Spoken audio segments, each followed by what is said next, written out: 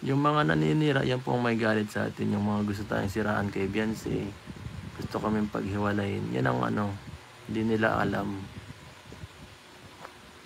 Hindi nila ano yan. Ewan, hindi natin alam yung ano nila, motibo sa kanilang ganyang ano, di ba? Yung galit nila sa atin, ano ay, parang, hindi yung normal na galit lang na ano, parang gusto nilang manira lang talaga dahil gusto kang siraan. Parang ganun eh. Madami na po yan. Hindi lang po yan dati pa. Ay, hindi lang po yan yun. Dati pa po may mga ganyan, ano. Nung ano pa po, siguro, may kagaya pa nung kay Erica Days, kay Reyna. Hanggang sa, ano, hanggang ngayon. Normal taga may mga toxic na ganyan. No? Pag dumikit tayo sa kung sino-sinong tao, tapos di lang nila nagugustuhan, lalo na yan, ano. Di ba? Tapos pagka nawala, wala na sila, malipat sila sa kabilang ano, maninira sa kabilang ano, walang magawa. So, hindi naman tayo na ano, sanay na ako sa mga ganyang tao na nangingialam ng buhay. Kaya,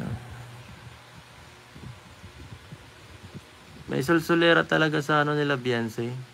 Yun po ang problema. Hindi naman po sa nakikiano ha. Pero mayroon mga tao sa nakapaligid sa kanilang ano, na nahihinang ihimasok ng ano ni Beyonce na parang gusto ko may laging pag-anhan.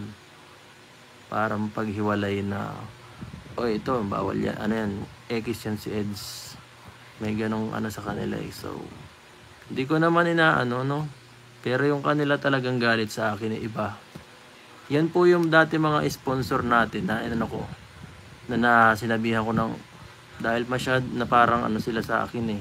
Gusto nila akong kontrolin. Eh, hindi ako payag sa ganong ano. Kasi ako ang vlogger dito.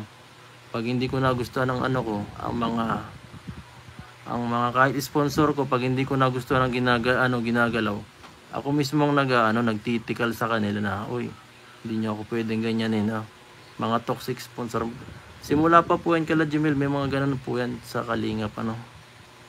May mga, hindi ko napapangalanan yung mga iba. Para ano naman tayo dito. So, ang pangit ng ganyan. Kasi yung feeling ng iba, basta mag-sponsor, feeling nila entitled na sila maging ano eh, bida-bida. So, ayoko ng ganun.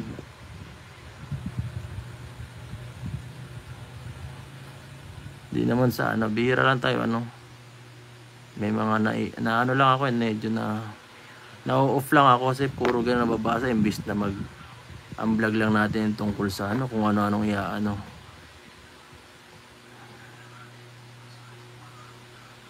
Yung mga ganyan, hindi ko napapangalanan kung sino sila, pero wag lang sumobra.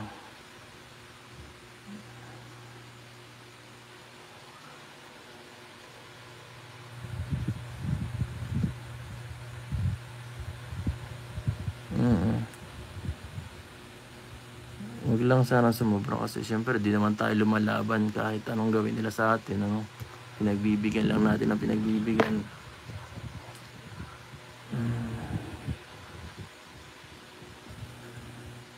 Di naman tayo kagaya nila na ano, magiging ganun din ang ugali natin.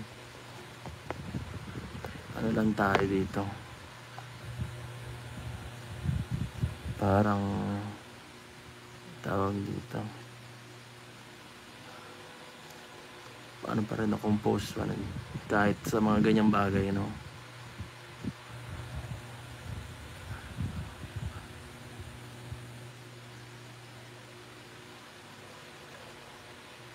Hindi tumitigil eh, kahit sinong itapat mo. Siguro kahit magparadidikit ako kahit sino, siguro lahat nila iisipin ganun eh. Paradikit kay Arjun, sasabihin kay Arjun. O ngayon, paradikit kay ako kay Jenilyn, baka sabihin nyo naman si Jenilyn. Naku po, buhay ng mga pakialamero. Nakakaano.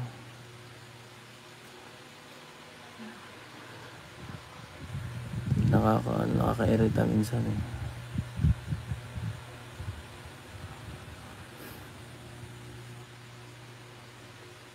May lihim na inggit ng mga yan.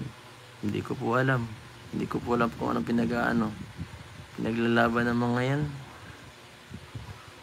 Kung bakit di sila natigil. Ang tagal na po niyan. Last year pa yan.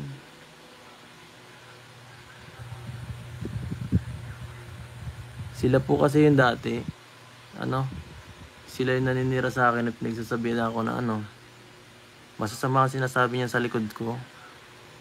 Sabi niya, ay, si Edo, tatanga-tanga yan, ganyan-ganyan. So, tapos nung tinikal ko sila, tapos ganyan. Kung sino naman sabihin ng ganun, sino ba naman di magagalit sa kanila, di ba? Buti nga lang, di ko inano.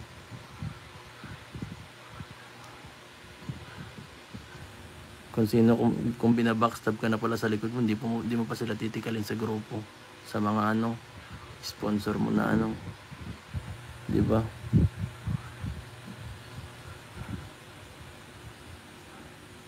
Yun yung mga di nila alam eh. Tapos pag magagalit sila sa akin dahil hindi ko sila pinapansin. Hindi naman ako. Opo. Mga yan, mga pasaway. Titirahin ka pa talikod tapos sila pa ang galit.